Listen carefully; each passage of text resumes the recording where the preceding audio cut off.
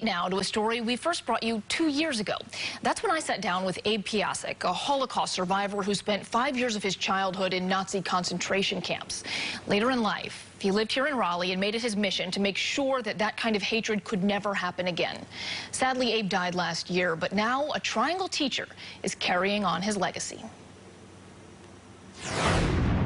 For decades, Abe Piasek stayed silent about the horrors he endured in Nazi labor and death camps.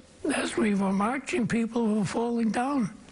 And if the guard saw you falling down, he shot you. Eventually, he knew he needed to share his story. It hurts, but people have to know what happened. I see some of them come over and they put their head on my shoulder and they cry. I think he made the Holocaust real for them. When Steve Goldberg's class at Research Triangle High School listened to Abe speak, Steve realized how much Abe had to teach.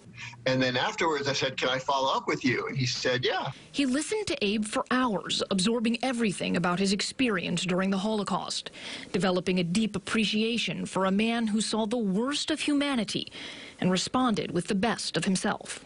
He made the world a better place. Determined that the atrocities of the Holocaust must never happen again, Abe shared his story even from the hospital as his health worsened. The last time I saw him was the 12th of January, 3 days before he passed, and he asked me to keep telling his story.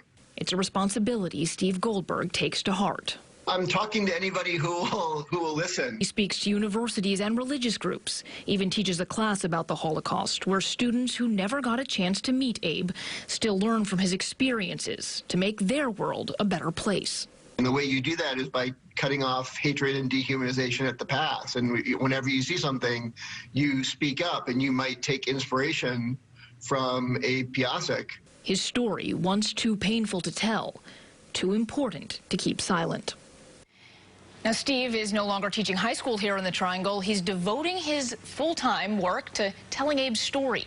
If you'd like to learn more, he has created a website called My Friend Abe. We have a link on our website, cbs17.com.